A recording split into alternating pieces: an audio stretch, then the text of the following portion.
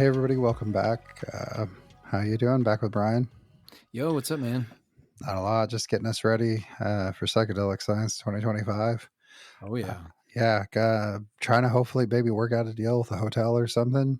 Maybe do a sponsorship role with them. We can, give them some call outs or something. Anybody out in Denver, hit us up.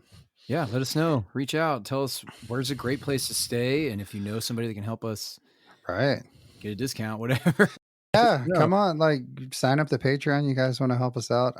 We were Mhm. just talking before this. 500 listeners on Spotify. Like thousands of you guys listening out there every month, every Yeah. every episode. Thank you guys for listening, for being a part of this. We're building something, and it's awesome. Yeah, no, there's been some steady growth. It's really exciting to see. We've got good ratings coming in on Spotify and Apple, and Right. please keep putting those in there. So anyway, who do we have today? Kevin Cranford. He is the communications officer for MAPS. Kevin earned his bachelor's and master's degree from Morgan State University, the premier HBCU in Baltimore, Maryland. After an early career spent at ESPN and ID Discovery working as a production assistant, Kevin came to MAPS after a decade in legal services, traveling the country's courtrooms as a trial presentation consultant. Drug policy has always been his passion. While in Maryland, Kevin spent years as a cannabis advocate, organizer in the DMV area, working with Maryland Normal, the National Cannabis Festival, and the Minority Cannabis Business Association. Now he's excited to bring his passion for communications and drug policy to MAPS. Outside of his professional life, Kevin enjoys hiking, ultimate frisbee, music, and the ultimate Statues of America account. He lives in suburban Connecticut with his wife and two sons and their dog, Bogart. So, yeah, we're going to have a little conversation with Kevin, talk about Psychedelic Science 2025, pick his brain on some stuff, and, we'll come back.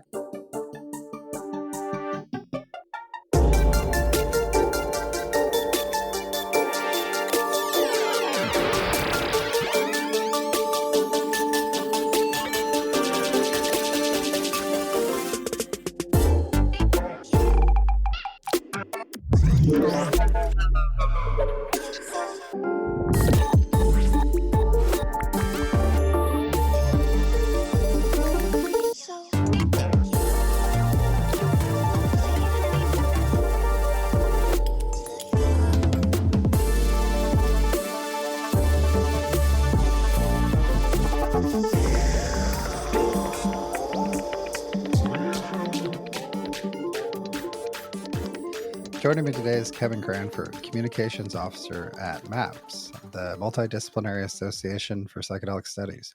Kevin's work sits at the intersection of public narrative, advocacy, and psychedelic science. He's here to talk to us about the upcoming Psychedelic Science 2025 conference and the broader storytelling challenge facing the movement. Welcome, Kevin. How you guys doing? Good. How are you? Doing well. Thanks for having me. You're welcome. Oh, absolutely. Thanks for joining us.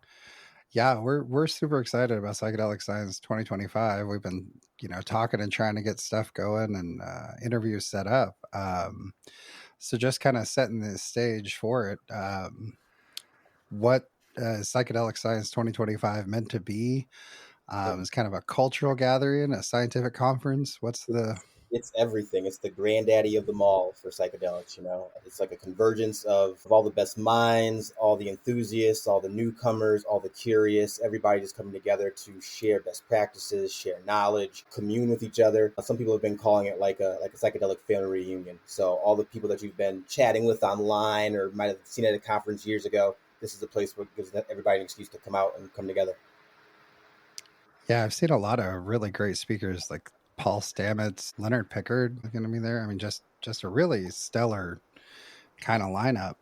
Yeah, there's something like truly for everybody. You got some researchers. You got Bessel van der Kolk coming, author of The Body Keeps the Score. Rachel Yehuda, who works at the VA, who's doing research on MDMA for PTSD with veterans. There's a policy stage full of a bunch of elected officials, former and currently serving. A communication stage, community stage, society stage for the normal folks, just kind of dealing with the ins and outs of the psychedelic industry as it's emerging. So really something for everybody here. So, who would you say is like your target audience? Like when you guys are putting together your promotional materials and you're thinking of who's going to buy tickets to come see these speakers, like who is that you're thinking of? So surprisingly, outside of the general public and the enthusiast, it's been therapists. It's been therapists, it's been practitioners, it's been social workers, it's been folks who are going to be taking this medicine to the public. They want to get knowledge about it. They want to see what's been working in different places and what hasn't been working in different places. Also, legislators, legislative aides, folks who are in the policy world, again, just trying to see what works in different states, what works in different municipalities, and could it possibly work for them. I guess generally curious people who have heard about this psychedelic renaissance, psychedelic revolution, and just kind of want to see how their way of life might fit into it, or vice versa. Nice. So how is this year's conference or different? How is this year's event going to be different from like 2023? Were there any lessons you took away from that experience? Yeah, 2023 was amazing. 12,000 people came. It was the biggest conference in psychedelics. This year the theme is integration, so we're really focusing on making things intentional, making sure it's felt, making sure people get those connections. With 12,000 people out there, there's a lot of missed connections, you know. But this time we're thinking if we make it intentional, not to say make it smaller, but make it more connected to the people who are coming there. We feel like it will be more of a genuine, authentic experience this time. Nice. And kind of along those same lines, you've got, researchers, artists, veterans, politicians, and therapists kind of all under the same roof. What kind of experience are you curating for the attendees? Man, it's multidisciplinary. We want them to run into somebody that they are just interested in, that they might not know. Scientists love artists, artists love researchers, and just to kind of see how they might bounce off each other. We've been saying like just to see what molecules bounce off each other at this conference is going to be amazing. It's not Oh, necessarily the sessions that you're going to be at, but the hallways you're going to be in, or waiting in line for the bathroom or whatever. You're going to see somebody's name tag and go, "Hey, you might do this, or you might be interested in this," and you never know what might come of it. So like the friends you make in the hallway at these kind of conferences end up turning into lifelong friends, business connections, something that's serious networking. So Yeah, yeah, we said art kids throw the best parties. I mean they really do, it's true. and we It's got true. a great bunch of theater kids throwing this party, so it should look great. So we're Ooh. excited. That's right up my alley. I'm a theater kid myself. Yeah. Well, it sounds like a really like sophisticated like approach to this community. Like I think back to like cannabis conferences and things like that, and we all kind of know that's about just going and smoking weed, right? But like this doesn't come off like that. You're talking about like even like your target audience in terms of like who's going to buy tickets and come is not just people that are enthusiasts or interested. It's therapists, things like that. This isn't like some big festival or just a bunch of hippies getting together. This Yeah. is a really sophisticated group of people coming to do something important. Yeah, what I say in my personal life is I do drugs professionally. So this is our job. This is what I do. So we want to bring people together, have a safe time, have a good time, learn, but also it's the topic of drugs. So like there's going to be after parties, there's going to be fun things, there's going to be meditations, there's going to be hike, there's going to be Of course. the culture of the psychedelic world as well that's going to be bubbling outside of the conference. So we look forward to bringing all that together. Be a good time to set up a DJ gig in Denver. There are Right? parties on psychedelicscience.org/fun that are just every DJ, whoever is just like, hey, I'll set up something, I'll do something during that week because they know that somebody in their crowd's going to be there, so it's a good time. Okay. I didn't know that tab existed. I'm definitely checking that out as soon as we're done. Yeah, I believe they've got I don't know if you guys are doing the after party or not, but I know they got Closey and LS Dream doing the after party one night, a couple nights, I think. So Z is playing, Flying Lotus and Reggie Watts are doing a show, Drive By Truckers, Blind Melon, just everything. Snow Ravens playing, like it's just some people I don't even know. I'm close to 40. I don't know half these names, but right. the kids are excited, so I'm excited. Yeah, it sounds awesome. How do you make sure the conference appeals to both the data-driven kind of skeptics and more experience-oriented community at the same time? That's a good question. We feel that we bring in enough people or have a big enough tent to bring in skeptics or people who might kick the tires a little bit harder on some of the psychedelic research that's coming out there. Some people have differing research that says A and B. Let's put them on the same stage and see what they can come up with. And just, again, to see what the best idea is, to share ideas and just to have those brains together is what we're looking for. Yeah, I mean, that's really one of the best ways you could kind of do that is dialogue. Just get them talking. If you guys know, we had a protest at the end of our last conference, like a big protest that went viral and everything. But the way that we handle those kind of things, like Rick Doblin did so diplomatically, is let those people take the mic. tell us what you're upset about. And that de-escalated it more than trying to rush them off the stage or anything like that. So let's bring in the tough ideas. Let's bring in the tough conversations. Let's have them among friends, among enthusiasts, and let's find out what works best. That's a good point. And it also kind of reflects back to my own conversation with Rick and how just kind of forcing those hard conversations sometimes can really, as you said, it de-escalates it right down.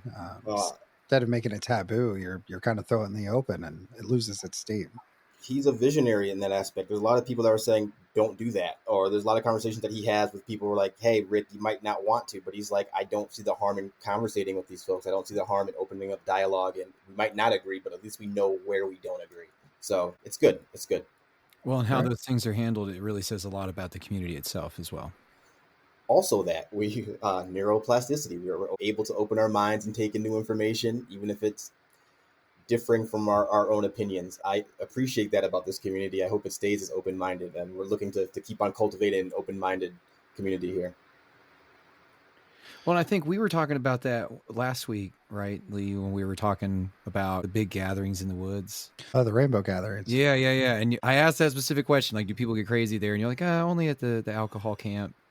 Yeah, that's really the main issue is coming to A camp is what they call it. And it's always up front, and it kind of actually serves the purpose of pulling heat away from the rest of the gathering. So yeah, and this kind of reminds me of the same thing, Kevin, is like, I think clearly that kind of mindset lives in this community. That's a really cool harm reduction strategy, keeping the alcohol tent up front. Don't let it get to everybody else. It fascinates me sometimes how that whole system, they've got a whole system. I think 1974 was the first rainbow gathering, and how I'm trying not to get too deep into that, but yeah, how they just have it set up. It's just little smart things. You're like, oh, that makes sense. Do it that way. So, and it's just, there's no leadership, there's nobody in charge. It's all just community. And that's one of the best parts about it too. Is that like a burner community that does that? Or? It's mainly just hippies. They go into national forests once. Well, it's all over. You have little like mini regional gatherings, or what they're called. But there's also the national gathering. So they go into a national forest, and that's, anywhere from, if it's a small one, it can be 5,000 people. If it's a big one, it can get up to 20,000 people. And they dig their own latrines. The one guy hikes a piano down every year to make music. They set up stages.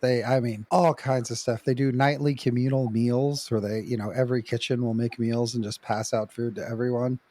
I mean, really, it's a Wook's dream. But it's a Wook's dream. I'm gonna look that up. I like to fancy myself like a cultural enthusiast, so I'm gonna dip my toe in that and see if I can get an invite somehow. It's a really, I don't know if they still do it, but it was welcomehome.org, and they usually don't announce until about a month before their nationals, which is July 4th every year. And they start every morning till noon-ish, rainbow noon, they say, but because nobody really has clocks or watches. So about noon, everybody stays silent for meditation and prayer for the peace for the world. And then at noon, there's a big party down in the main meadow. And it's a lot of fun. Yeah, sounds like a good time. Yeah, sorry. Hey, get me in one of those. It's such a hippie thing to say. Just, hey, man, there's a party down at the meadow. We're going to stop. We're going to be quiet all the way till noon, and then the party starts. But it worked. I've actually seen a couple parties in these psychedelic conferences where they have a meditation hour before and then a serious rave afterwards. That sounds like a lot of fun though, because you kind of concentrate and focus the mind, and then just hit it balls out. Sounds awesome. All right, that's what's up. So let's get into the comm strategy a little bit. MAPS is one of the few psychedelic orgs actively shaping national perception. How do you try to balance storytelling with scientific restraint? Storytelling comes first. People are constantly on their phones. People are constantly on the web scrolling. You got to give them something to sink into. A story with a person does a lot better than anything else. We've noticed on our social media, if you put a face on it or a talking head, people are going to listen to the video over just words. So if we have a good, compelling story coming from a good, compelling spokesperson, we feel that the message of the science and the headier stuff or the deeper data can get told to people. Yeah, kind of filtered through, I guess, a little bit. Yeah, a lot of stuff we deal with is heady, deep science. And it's hard to explain the importance of that to lay people who have so much going on that they don't get why this study is important. So we spend a lot of time trying to figure out how to make it important to them. That's awesome. Is there concern that mixing wellness influencers, EDM artists, and neuroscientists may dilute the public trust at all?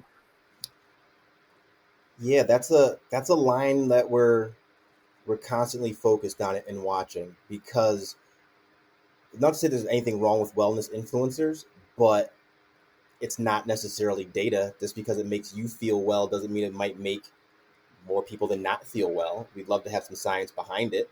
Um, but that's not to say that those anecdotal stories aren't powerful and don't have purpose within this movement. So we have to try to find a balance in who we're promoting as MAPS.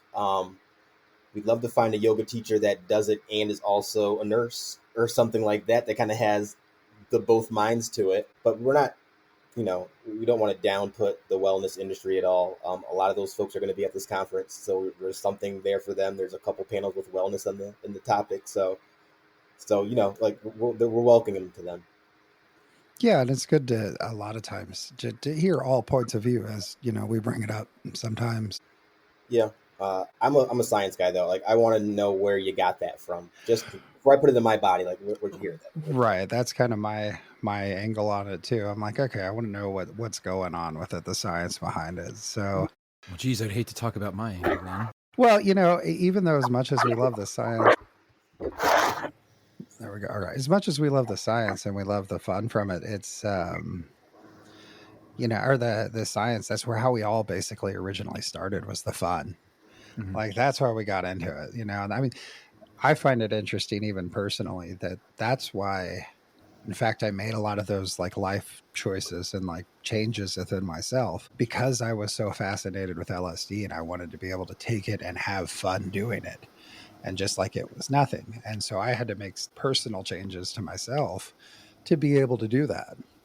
That's one thing about psychedelics is when you're interested in it, you start researching. You start doing like real science. With like alcohol, even cannabis. I came into the cannabis store, like you enjoy it. You have the recreation with it. But when your mind gets open, you're like, what was that? I need to know what that was and how that was. Yeah, then it just sends you. Couldn't agree more. I feel like the only people who look into any of the science of alcohol are just like, I don't know. They're connoisseurs that like they know. You ever drink with somebody like that? And they're like, oh yeah, do you know exactly about all of this detail? And you're like, geez, no, I don't. And then you feel kind of silly because you don't know any of it and they know so much. Your beer brewing friends who oh yeah, I can definitely taste the coriander. You're like, really? Check out this Cascadian hops that pairs really well.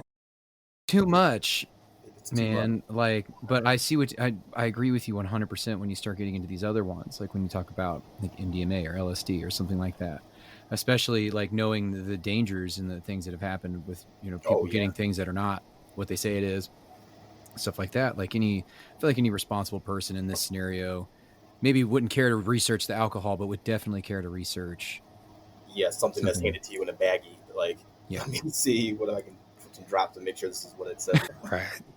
So yeah, speaking of like that, along those lines, psychedelics have potential, but they're not really a panacea. What is MAPS doing to avoid that kind of overhype we saw in a lot of the wellness and cannabis communities? Yeah, so coming out of that FDA approval, when we were paired with Lycos, we had a lot of lawyers and inside talk about what we can say and can't say and making sure that we're not overselling anything. So even after we've kind of decoupled from those negotiations and FDA stuff, that still sticks in our mind of we don't want to oversell anything. We want to say, this is what the science says. For more information, like send people to more information. Try not to give anybody a set conclusion on it, and that's it. That's what it does for you. Like, you should always be searching for more information. We're not the end-all, be-all. We believe we have a lot of information, but we also have a lot of connections and connections to more information for people who are looking for it. Oh, that's a really good point. And that's something MAPS does really good is disseminate that information. There's such a wealth of knowledge out there that they could bring to everyone. So just on that side. Our website is, we've been having a website since websites started. So this company's been around, this organization's been around since 1986. So like we've been putting up articles forever. Rick's been putting up stuff forever. So right, maps.org is just an invaluable resource to anybody really wanting to, do any kind of research into psychedelics or wellness. with that. How is MAPS addressing criticisms around access and affordability in psychedelic therapy, especially for marginalized communities? Yeah, we're dealing with it head on. We know that there's going to be sticker shock when the therapy gets rolled out to people. It's not what the prices are on the streets or in the underground. A sister company, Lycos, is working with insurance companies, working with regulators to try to do the best they can to bring it down.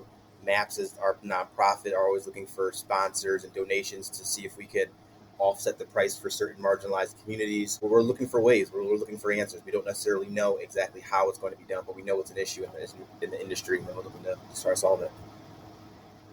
Yeah, and it's been a pretty common refrain a lot of times. It's going to be probably pretty high at first, like any kind of newer treatment, new to market treatment. But as it comes down, you'll have things like insurance that'll start covering it. So that'll help bring costs down too.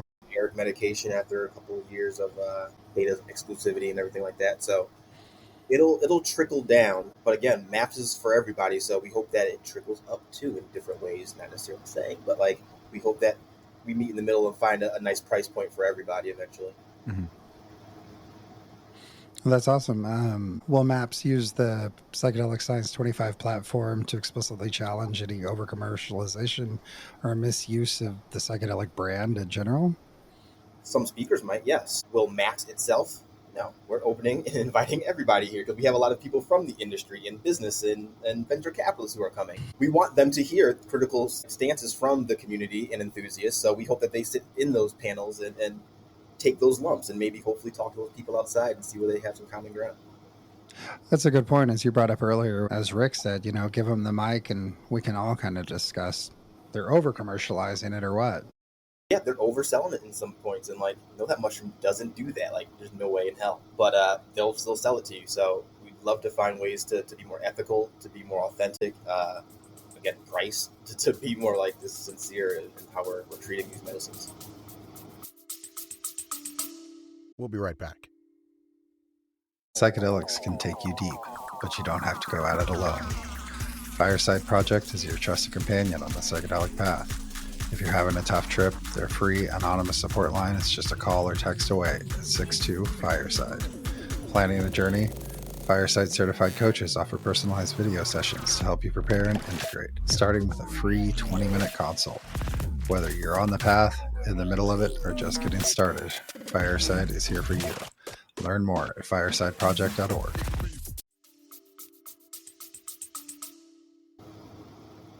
That's great. Yeah, I really appreciate what MAPS does to, just like you said, even to bring the community together. It's kind of like a family reunion of psychedelics. Yeah, our crazy cousins are going to come. Our crazy uncles are going to come, and that's okay. We want them to come. We want them to be heard, and then we're going to talk back to them too, and we'll break bread together and see you guys in the middle. Be just like Thanksgiving. That's what the psychedelic family is, isn't it? Like, we got those crazy cousins, and they're going to come too, but we love them. Yeah. You got the one on the lawn is just kind of yelling at the tree, and then everybody else inside trying to eat. Buy conference tickets and not going to come into the conference at all. They just want to be outside and be around. That's cool too. So after the potential MDMA approval coming up, where does the movement go? Does MAPS shift from research to regulation? No, MAPS is still going to be solid in research. We have Lycos to do the regulation and all that kind of stuff. We're steadily staying research, policy, and education. Okay, so what is your biggest concern about the psychedelic ecosystem right now? Biggest concern? Well, speaking for myself, not for the company. I'm not sure what the company thinks. The org thinks. Growing too big too fast. And also, the secret's kind of out. So it's who now knows the secret? And, how are they going to react to, all this knowledge is kind of makes me, weary. Not everybody should have psychedelics. And some people that do get these delusions of grandeur and think something So I just want to make sure that the right people are getting turned on to this. I'm not sure how to do that exactly, but yeah, it's a thought I have. I mean, for me, I think it's a lot of times education, continually preaching things like setting, guide, safety net, and a lot of those things, just continually pushing that and just ingraining it within their heads. You can really, reach a lot of people and help those that can benefit from it, actually do. And this is different in this day and age where we might have been influenced by peers and friends who had a special relationship with these things. They're kind of coming to us one-to-one as a person Whereas somebody now is seeing it on Instagram or seeing it on the news or just see like a talking head quick talk about it, and they have to go search it out themselves.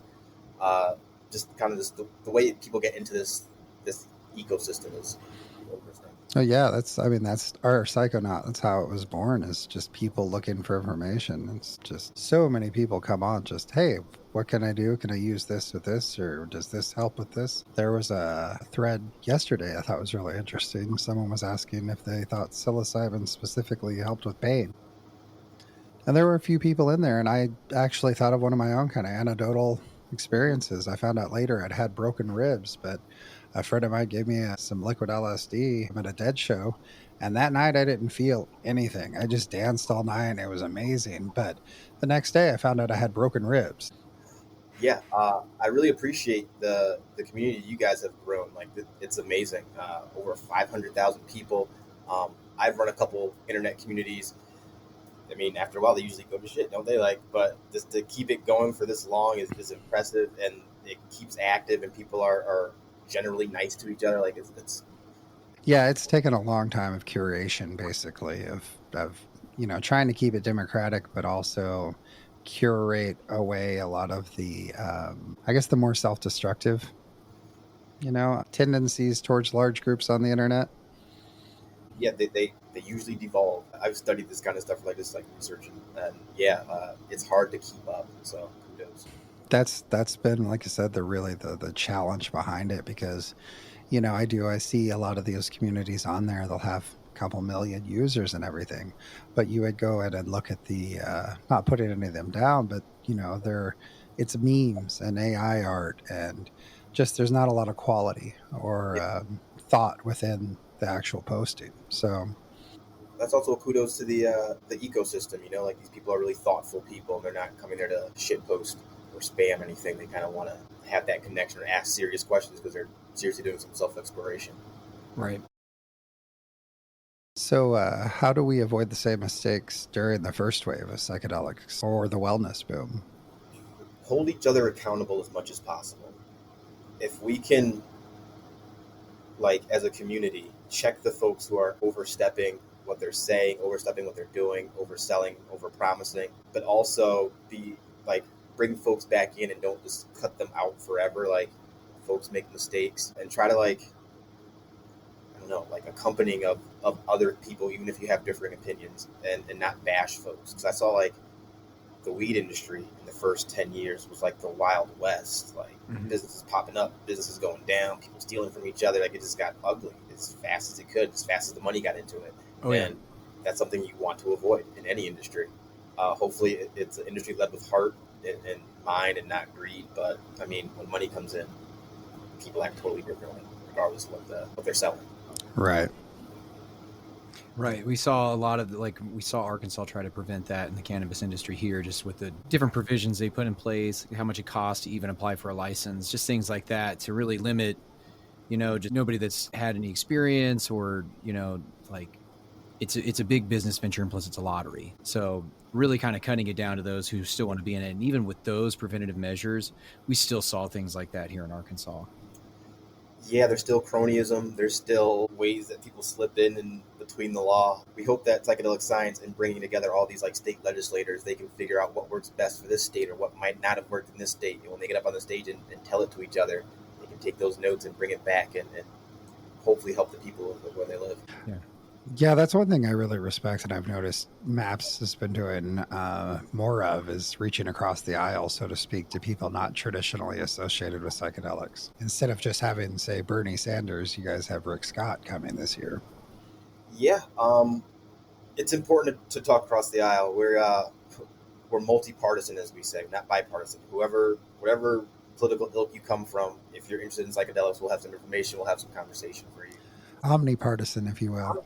Yeah, Rick Perry's coming again, I think. So like, we really want Christian Cinema's coming. Yeah, we're a big tent. Let's have the conversations. We agree on psychedelics or agree on the research of psychedelics. Let's start there and then see where we can come together. Right, and that's really what's important, is the medicine and the science behind it, and the care that we can help people have, I guess. Again, back to anecdotal stories. Rick Perry at the last Psychedelic Science told a story of a veteran that came to his house, and He lived with him for a while, and he talked to him about his breakthroughs through use. I think it was ibogaine, and that's what Rick needed. He just needed a person to sit there and talk to him. He didn't need data. He didn't need a packet of stuff. He just needed somebody to sit over his table and be like, "Hey, this is how it made me feel. This is why I'm better." And if that's what it takes, hell, we have thousands of people, so we just need to get somebody for everybody. Hopefully, change enough minds. Yeah, we actually just finished an episode with Tom Fiegel about ibogaine. Okay. Yeah, he's really great. He's a really great guy. He's just really engaging to talk to. But it also reminds me kind of you're talking just sitting with someone. I think we talked to the Zendo Project too, and that's one of their big things is just sitting with people and listening and being present and aware. Yeah, they'll be at the Psychedelic Science as well. I think they're doing a training. I've done one in the past, and just it's powerful just to sit with somebody, whether they're going through a good time or a bad time, just to be quiet and just take them in as a person. That can calm somebody down and de-escalate whatever the hell's going on in their experience. Yeah. You went through one of the coachings at one of their coaching sessions? Yeah. Yep. I believe it was that's the really last Psychedelic Science that they did a training. Okay. Yeah, I'm trying to get on them. Hopefully, the next training after the conference. Hopefully, try to get in and just kind of experience that myself. See how that goes. It's good to have in your back pocket. You never know when you're going to need it. You never know when you're going to be that guy with the cape on and have to show up and help somebody. But it's good to know. Yeah, it sounds like, I mean, the whole Psychedelic Science 2025 and being in Denver. I mean, Denver, now that Colorado psychedelics are decriminalized and marijuana has been legalized there forever. I mean, it doesn't sound like it. Where else would you have it? Right. It doesn't sound like you could have a better setting anywhere, No, they've set the setting for us, so we hope to go there, have a good and responsible, fun time. Yeah, it definitely sounds like a great time. The deep space and the artist. What could you tell us more about that? Yeah, deep space has now exploded. It's going to be like a satellite everywhere throughout the conference. There's going to be different rooms that will encompass deep space, and like little satellite rooms. There'll be a tea room. There'll be a meditation room. There'll be a silent room. There'll be a yoga room. This is like different themes on the deep space, but the art is going to be a little bit of everywhere this time. That's really exciting. That sounds great. Yeah, it really does. I love all the art and the just the different varying styles of psychedelic art. By the way, it's kind of another little thing. That's what makes it a unique conference. Like, you can just come there and look at art if you want to, and you'll fill your week. It's that cool, that different. And again, you never know what you're going to bump into looking at some random piece of psychedelic art. Right. So we kind of talked a little bit about what you can share, but what's something you wish you could program at PS20? Cool. I would like a psychedelic debate, like a debate show, or to get like two of the biggest thinkers and put them head to head on a couple different topics and just hear them go at it and just have like a lively crowd kind of just cheering them on for points they like or don't like. I think that would be pretty cool, just to kind of get everybody a little bit raucous, a little bit loud, and something different. Yeah, it sounds like that would be a really fun time. My idea was try and get like Rick Strassman, Rick Doblin, and like Hamilton Morris or Leonard Pickard, and maybe get a smoke circle and just record it. Like that's 7. If you hang out around the conference, you'll find that happening. You'll find it happening. yeah, that would just be awesome. I think it'd be, just be a fly on the wall during those conversations. It'd just be fascinating. He has a joint and he's passing it to you. So what's a psychedelic cliche or phrase you personally kind of just roll your eyes at? Oh man, I said one earlier, psychedelic revolution or renaissance, psychedelic renaissance. Can't stand it. It's overused. But people know what you're talking about. And that's like, if you're trying to get a message across, that's the easiest way. So yeah, I've noticed. And now I keep hearing it. I kept hearing it for years, but right now it only has been the only real time I felt like it was applicable at all. Like it could actually be used as a psychedelic renaissance now. Okay. But how ironic, by the time you can use it, it's already been played out. Already been played out, right? Exactly. You had to call it something completely new. Right. I've avoided even calling it that for the longest time, but I feel like, just since this past probably 6 months to a year, I'm like, okay, it kind of does feel like a psychedelic revolution now, or a renaissance, but it's only just now, but they've been using it for years. So, yeah. It's not going anywhere. When the mainstream media picks it up, all these newspapers and outlets get it. Well, Oprah endorsed it just like a month or two ago with Michael Pollan. I was like, what? Yeah. Oprah's editorial director, Pilar Guzman's going to be at the conference, so we're hoping to get her at the next one if she's listening. Yeah. Wild. That would be wild. I love that. Yeah, we have to lock the doors, man, because there'd be too many soccer moms in there. Break it down. Oh my God. Can you imagine Oprah? Like, dude, no, I can't imagine. I'm trying to right now, and it's like, it's like flickering in and out. Like it's like that just can't be real, dude. This can't be. Give us 2 years. Again, Pilar's going to come. We're going to wine and dine her. She's going to have a great time. She's going to see how normal we are, and then Oprah. Watch. Oprah. Speaking it into existence. Yeah, that would, I mean, huge. Like I heard some pushback even on the subreddit, people being like, oh, it's Oprah. Now we're out with these soccer moms. Like, what are you talking about? This is what we want. Moms have been going to EDC and all the other huge events like Wake On, like they all go to that shit too. Yeah. Maybe we'll have some healing in these soccer moms and we'll finally have like a decent society. It's the gift and the curse. Like we want to expose, we want people to know about it, but it's like, yeah, everybody knows about it. It's not cool and sexy anymore. Right. I have to get into something even weirder. But just like with weed, like I think that's what we want. We don't want it to be sexy. Kids don't want to use it if Oprah's using it. Like what? Like grandma using Oprah? It's not gonna be cool. It's a 10 strip for you, 10 strip for you, 10 strip for you.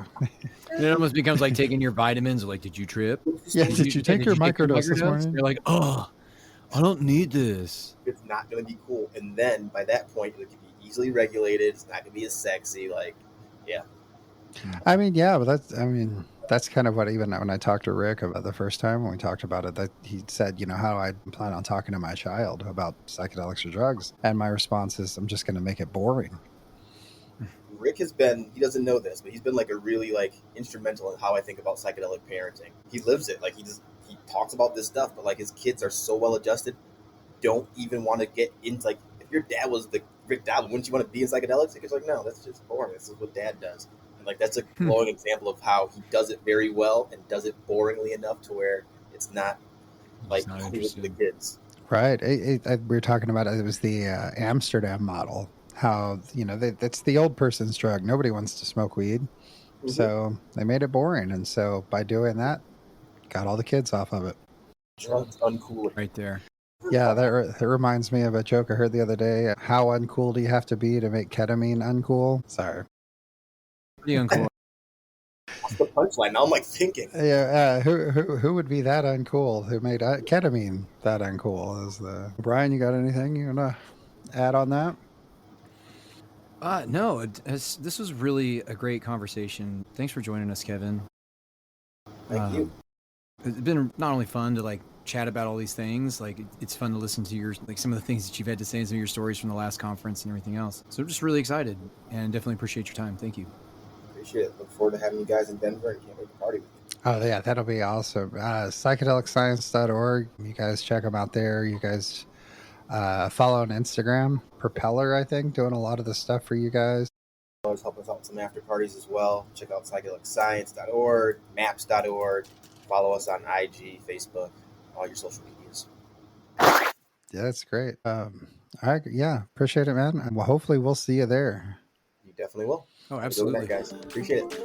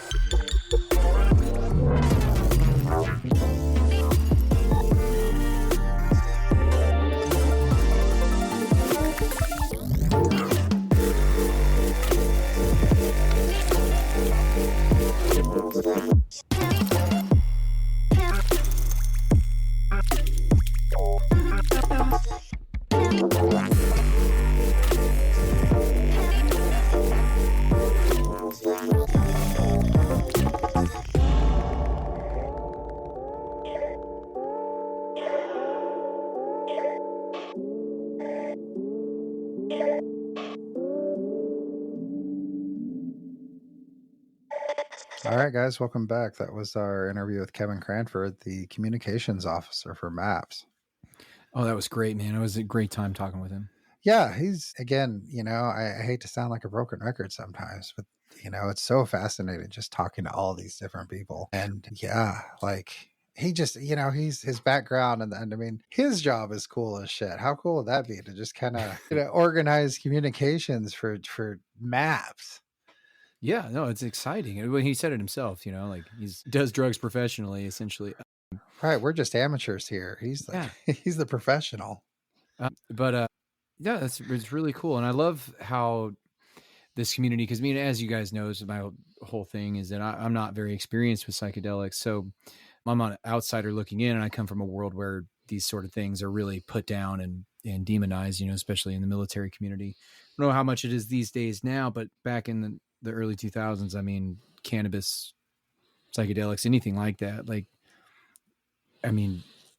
it was no good for you to be doing. So anyway, to see how tight this community is and to see how everybody's so focused on actual research and excited about the science and just so looking at the welcoming. demographics. Yeah, it's very exciting.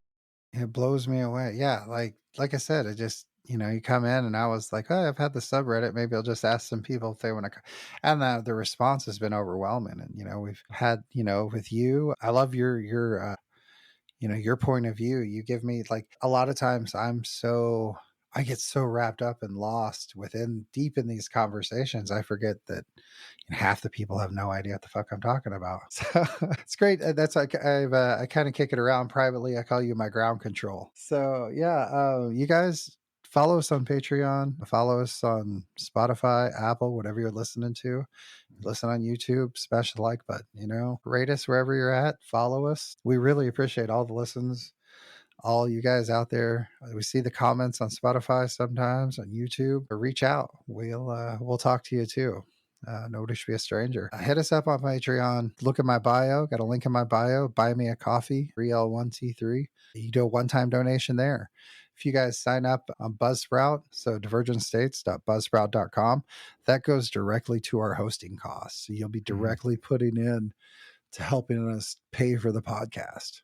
Right, because it's not cheap. You have to pay to get the episodes out onto platforms and to have websites and all those things. It costs money. All this takes time and money, and right now it's coming out of our pocket just trying to get this done. So you guys help us out. You want to hear more of this? You find value in this? Hit us up. With that, you guys keep exploring. We'll be back. Yeah, the bigger the podcast gets, the bigger the guests and the more fun we'll have. Yeah, that's what I'm talking about. So yeah, you guys keep at it, and we'll be back. Hopefully our next episode, we're going to be coming at you guys live, nightly updates from Denver, hopefully with like Kevin in person, have him right there. We're talking about the Smoke Circle with Rick Strassman and Rick Doblin and Hamilton Moore, whatever we can. We'll have our That 70s Show Smoke Circle. It'll be freaking awesome. So you guys just hit us up if you want to hear about that. That's right. Also, we got some music from Flintwick tonight, right? Yeah, Flintwick. Thank you. I always love his jams. It's a fun thing. We've been lucky so far with people sending us music. And again, if any of you out there are music producers, you have friends that are music producers or artists, or just want to do it yourself. You're just in your garage making your own funky music. Send it on over to us. That's right. Yeah, we've got, it's just, there's so much, and just real excited to bring it all to you guys. So, hopefully we'll see you. I almost forgot. We've got Adam Strauss is going to be coming up. The comedian cured his OCD with psilocybin mushrooms. Really interesting. And then pretty fun. Yeah, he's a really funny guy. Not just a fun guy too. See, look now, right? We're coming for your career. And then got Paul F. Austin, and he's a microdosing coach. Real big on social media circuit and talk circuit. He's done a lot of talks, and so we're excited to have him. I got an email today, a cold call from somebody wanting to come on the podcast. I didn't have to reach out to them, so I know. Look at that, they're coming to me now. Send in your pitch. Yeah, send us your pitch. If you guys want to come on, you guys got something interesting you want to talk about, shoot us an email, divergentstates@gmail.com. Yeah. So, all right, guys, we'll see you next time. Hopefully, next time we'll be coming at you live from Denver. Yeah, hopefully. Fingers crossed. Fingers crossed. We get the support.